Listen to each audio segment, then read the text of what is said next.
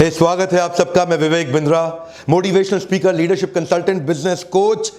कर्जे से मुक्ति के 8 अचूक उपाय। हमारे देश के व्यापारी due to lack of calculation and lack of financial planning कर्जे में चले जाते हैं। अकाउंट्स और फाइनेंस एक चीज नहीं है। अकाउंट तो आपका पर्ची बनाना, बिल बनाना, लेकिन फाइनेंशियल प्लानिंग हर आदमी को, इंडिविजुअल बिजनेस को बहुत जरूरी है। 8 लाख करोड़ रुपए का कर्जा आज बैंकों को वापस नहीं मिल पाया। अपने आप ही hypertension, anxiety, BP, stress, depression, तरह तरह की बीमारियां ऐड होने लग जाती हैं। कर्जे में दबे हुए आदमी की बैरियर फ्री थिंकिंग खत्म हो जाती है। देश के 30% से ज्यादा लोगों की 30% एक्स्ट्रा बीमारियां इसी कर्जे के कारण आ रही हैं। To become happy you don't need piece of finance, you need financial peace. Hey come on, you need financial. पैसा आपको खुश नहीं करेगा, फाइनेंशियल पीस आपको शांति देगा। 8 क्रांतिकारी उपाय हैं, पूरा वीडियो देखिएगा। आज आपके क्रेडिट कार्ड को या तो जला दो, या जमा दो, या तोड़ दो, खत्म कर दो। आज कुछ शानदार उपाय दूंगा। पहला पॉइंट है, list your debt by interest rate. आप असेंडिंग या डिसेंडिंग ऑर्डर में जितने भी तरह के आपके कर्जे हैं, चाहे वो पर्सनल लोन का है, होम लोन का है, अनसिक्योर्ड लोन का है, कार लोन का है, एजुकेशन लोन, सबको इंटरेस्ट रेट के हिसाब से सीक्वेंस में लिख लें। जिसका इंटरेस्ट सबसे ज्यादा है उसको सबसे पहले खत्म करें। सब में बराबर बराबर ईएमआई नहीं देने का ध्यान दीजिए। आप लोग यही गलती करते हैं। सबकी ईएमआई चल रही है, सबकी ईएमआई जा रही है। ना ना ना ना, बाकियों को मिनिमम पेमेंट पे रखिए। जिनका इंटरेस्ट रेट ज्यादा है ना, उन पे हमला बोल दीजिए, अटैक करिए, उसको जड़ से उखाड़ के तुरंत खत्म कर दीजिए। जरा देखते हैं किसका इंटरेस्ट रेट कैसा है। होम लोन सबसे कम इंटरेस्ट पे मिल रहा है, 8.3% पर एनम। कार लोन 9% पे मिल जाता है, एजुकेशन लोन 10% पे, पर्सनल लोन अमूमन 12% के आसपास, अनसिक्योर्ड लोन में लगभग 20% का रेट ऑफ इंटरेस्ट है। और क्रेडिट कार्ड तो बना ही आपको बर्बाद करने के लिए है। एवरेज 32% या उससे ज्यादा इंटरेस्ट रेट आता है क्रेडिट कार्ड का। सिंपल मुद्दा है, सबसे महंगे वाले को सबसे पहले खत्म करो, बाकियों का मिनिमम पेमेंट के साथ उनको मेंटेन कर लो। दूसरा पॉइंट, शायद ही किसी को इसकी ठीक से जानकारी हो, पे इंक्रीमेंटल गेन एक्सपोनेंशियल। कमाल की बात है। सीक्वेंस आपने लिख लिया ना, अब करना कैसे समझिए ध्यान से। तो सबसे महंगा है उस पे बढ़ा बढ़ा के ईएमआई पे करना शुरू कर दिए शुरुआत से ही। और जो गेन होगा सेम प्रोपोर्शन में नहीं, एक्सपोनेंशियल गेन होता है। जरा एक टेबल को समझते हैं। हम लेंगे 3 सिनेरियोस का टेबल, सिनेरियो 1, 2 और 3। इन तीनों का मैं कैलकुलेशन आपको क्विकली समझाता हूं। अगर आपका मंथली ईएमआई 5000 रुपया है और 41 महीने का पेमेंट प्लान है, इसमें आपका टोटल पैसा 41 महीना मल्टीप्लाइड बाय 5000 रुपया 2,05,000 रुपया लग जाएगा। पर सिनेरियो 2 में अगर आप इस पेमेंट को डबल कर देते हैं, यानी कि 5 की जगह 10,000 रुपये महीना पे करना शुरू कर देते हैं, अब आपको 41 महीने, अगर 5 से 10 किया तो 41 का हाफ होना चाहिए था, नहीं हुआ, वो 13 ही महीने रह गया। यानी कि पेमेंट अगर आपने 2 गुना किया, बेनिफिट आपको 3 गुना मिला है। दूसरी तरफ एक और ले लेते हैं, 5 की जगह 10 तो हमने ले लिया, लेकिन अगर आपने सीधा 20,000 रुपया महीना पे करना शुरू कर दिया, यानी कि पेमेंट आपने 4 गुना किया, लेकिन रिडक्शन इन टाइम टेकन आपको 7 गुना मिल जाएगा। यानी कि अब आपका पूरा पेमेंट 6 महीने में ही खत्म हो जाएगा। सरल सी बात है, डबल पेमेंट किया 3 गुना फायदा, और अगर 4 टाइम्स पेमेंट किया 7 गुना फायदा। तो जितना हो सके जंप कर करके इंक्रीमेंटल पेमेंट करिए, एक्सपोनेंशियल फायदा उठाइए। तीसरा पॉइंट है, sell unnecessary items for at least 2 to 4 EMIs। Warren Buffett कहते हैं, if you buy things that you don't need, you will have to sell things that you need.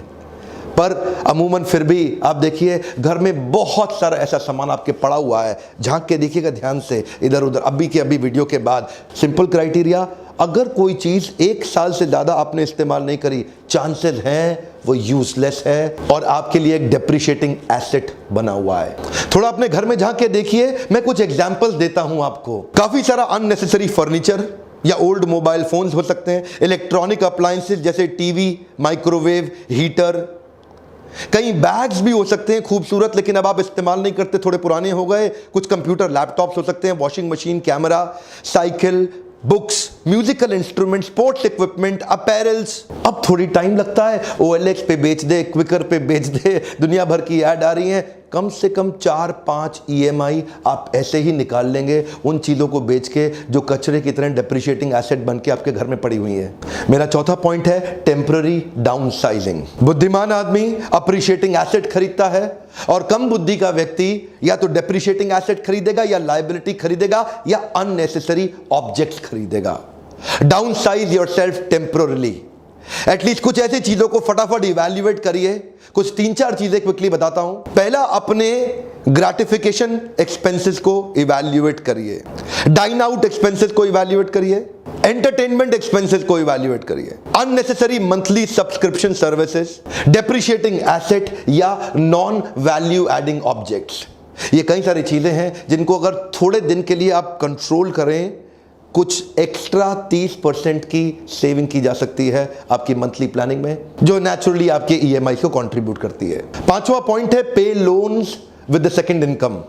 कई बार हस्बैंड वाइफ घर में दोनों काम कर रहे होते हैं, तो एक की सैलरी से घर चलना चाहिए और सेविंग होना चाहिए, दूसरे की सैलरी केवल लोन्स पे ऑफ करने में पूरी तरह डेडिकेट हो जानी चाहिए। जब आपको पता है कि वो सैलरी अवेलेबल ही नहीं है, आप लोन्स को ज़्यादा अच्छा मैनेज कर पाएंगे। और दूसरा उपाय हो सकता है, केवल एक अर्निंग मेंबर हो घर में, वाइफ ना काम करती हो, उस केस के अंदर अपने लिए एडिशनल इनकम की प्लानिंग आप कर सकते हैं। कई बार एडिशनल इनकम सुनने में अटपटा या मुश्किल लगता है, ऐसा नहीं है। मैं आपको कुछ आइडियाज देता हूं। आप फ्रीलांस फोटोग्राफी कर सकते हैं, कंटेंट राइटिंग कर सकते हैं, टीचिंग कर सकते हैं, LIC एजेंट बन सकते हैं, multi level marketing executive leader बन सकते हैं, डेटा एंट्री, टेलीकॉलिंग या इंडस्ट्री स्पेसिफिक कंसल्टिंग।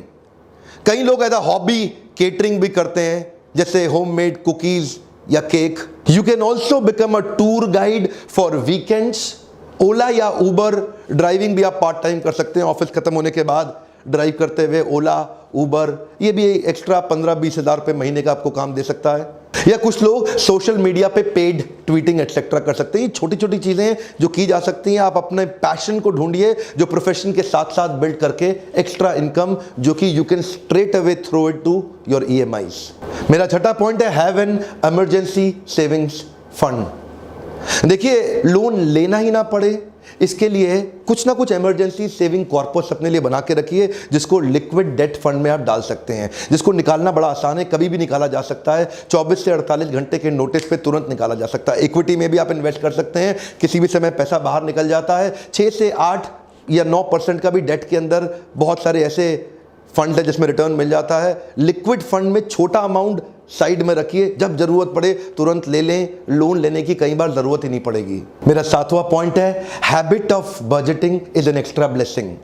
ये बड़ी कमाल की चीज है, ये लोग जानते हैं लेकिन करते नहीं। Habit of budgeting is an extra blessing.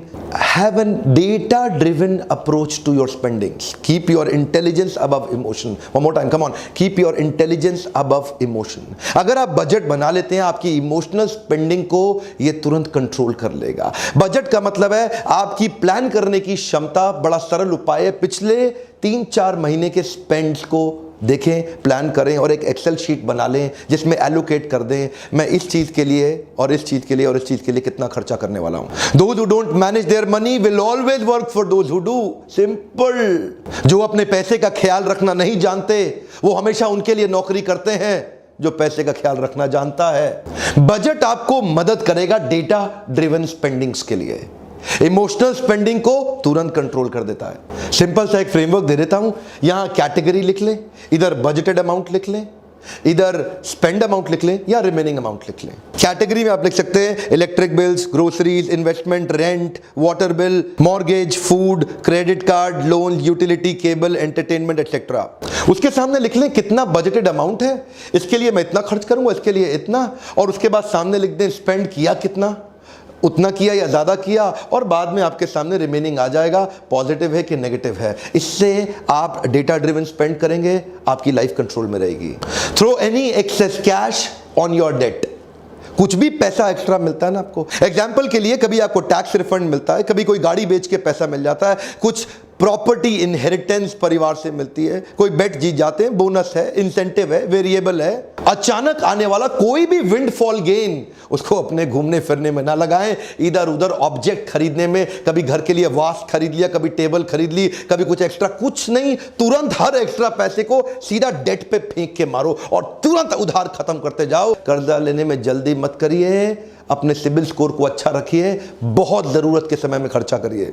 Chanakya पंडित कहते हैं ऋण, शत्रु और रोग जहां मिले तुरंत समाप्त कर दो। इन तीनों को साथ में मत रखना, तुरंत समाप्त कर दो। कर्ज मुक्त भारत को बनाने के लिए, हमारे व्यापारियों को आगे बढ़ाने के लिए ये 8 सिंपल प्लानिंग के पॉइंट्स थे। इनको उतारना जीवन में आसान है, आप इनको कई बार जाने अनजाने में पहचानते हैं लेकिन अप्लाई नहीं करते। इसको मैंने एक फ्रेमवर्क में आपको आज वीडियो के माध्यम से दिया है।